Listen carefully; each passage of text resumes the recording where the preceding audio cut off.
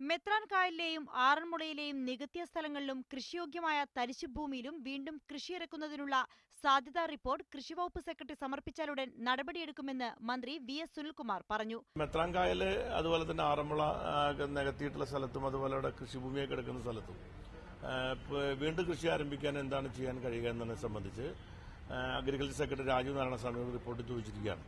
Report ഈ ആഴ്ച തന്നെ തരണമെന്ന് ആവശ്യപ്പെട്ടിട്ടുണ്ട്. ഞാൻ നാളെ തിരുവനന്തപുരത്തോടുകൂടി റിപ്പോർട്ട് കിട്ടുമെന്നാണ് പ്രതീക്ഷിക്കുന്നത്. നെൽവയൽ നീർത്തട സംരക്ഷണ നിയമപ്രകാരം നികത്തിയ സ്ഥലങ്ങളെ പൂർവ്വസ്ഥിതിയിലാക്കുന്നതിനും കൃഷിയോഗ്യമായ തരിശുനിലങ്ങളിൽ കൃഷിയിറക്കുന്നതിനുമുള്ള വ്യവസ്ഥയുണ്ട്.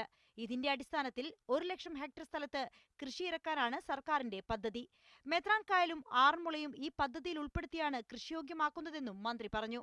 UDF സർക്കാർ നിയമങ്ങളിൽ ഇളവ് നൽകി മെത്രാൻകായൽ നികത്തുവാൻ അനുമതി നൽകിയതും പ്രതിഷേധത്തെ തുടർന്ന് പിൻവലിച്ചതും ക്യാബിനറ്റ് സബ് കമ്മിറ്റി പരിശോധിച്ചു വരികയാണ്. ക്രമക്കേടുകൾ കണ്ടെത്തിയാൽ നടപടിയെടുക്കുമെന്നും കൃഷിമന്ത്രി വി.എസ്. സുനിൽകുമാർ തൃശൂരിൽ പറഞ്ഞു. മീഡിയ 1 തൃശൂർ.